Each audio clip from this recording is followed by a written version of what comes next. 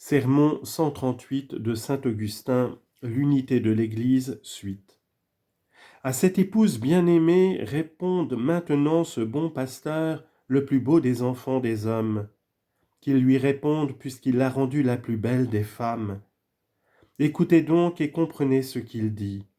Craignez ses menaces et attachez-vous aux avis qu'il lui donne. Que dit-il ?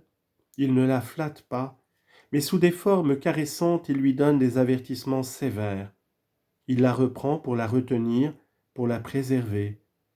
« Si tu ne te connais toi-même, lui dit-il, ô toi la plus belle d'entre toutes les femmes.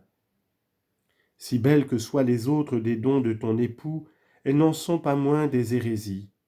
C'est la parure, ce n'est pas le cœur qui les embellit.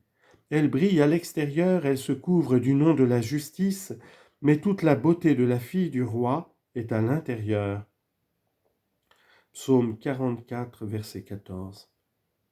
Si donc tu ne te connais, si tu ne sais que tu es une, que tu es répandue parmi toutes les nations, que tu es pure et que tu ne dois pas te laisser corrompre par le langage pervers de ces commensaux indignes, si tu ne sais que tu m'es légitimement fiancée et que tu dois être présentée au Christ comme une vierge pure, si tu ne te présentes à moi, toi-même, dans la crainte que, comme le serpent séduisit Ève par son astuce, les mauvaises doctrines ne corrompent en toi la chasteté que tu m'as vouée, 2 Corinthiens 11, 2-3.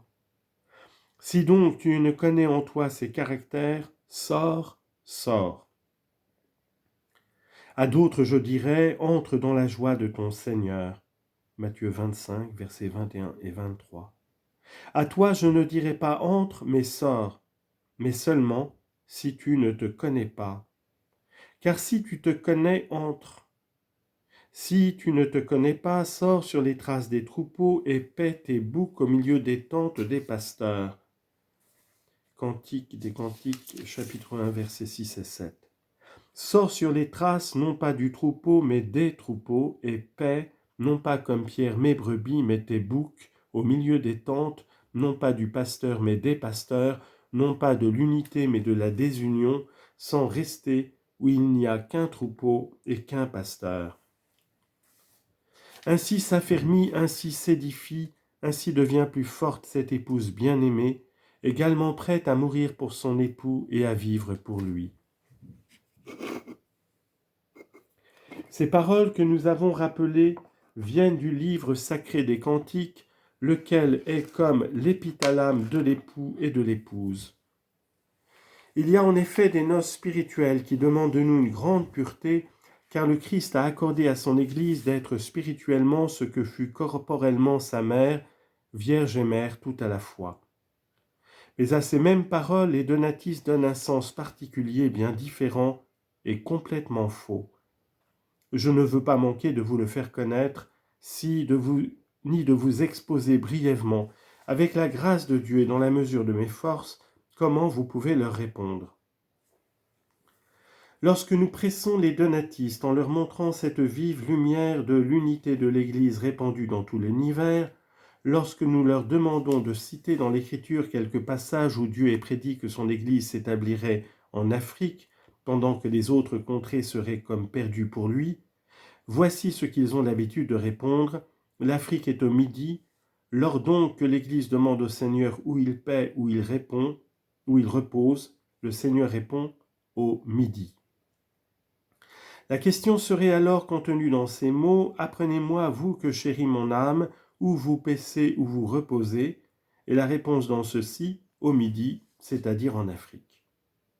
Mais si c'est l'Afrique qui fait la question, et si c'est le Seigneur qui lui répond « Je paie en Afrique et conséquemment l'Église est en Afrique », il s'ensuit que l'Église qui l'interroge n'est pas là.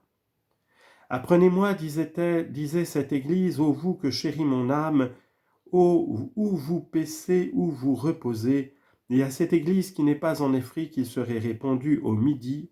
En d'autres termes, c'est en Afrique que je repose, en Afrique que je paie, ce qui ferait entendre que ce n'est pas en toi. Maintenant, si la question est adressée par une Église, et nul n'en doute, les donatistes même n'en disconviennent pas, si de plus ces sectaires voient ici je ne sais quoi qui rappelle l'Afrique, c'est qu'évidemment, l'Église qui interroge n'est pas en Afrique. Elle est pourtant une Église véritable. L'Église existe donc en dehors de l'Afrique. Admettons que l'Afrique soit au midi, quoique l'Égypte soit plutôt qu'elle au point précis du midi du milieu du jour. Or que fait en Égypte le divin pasteur ?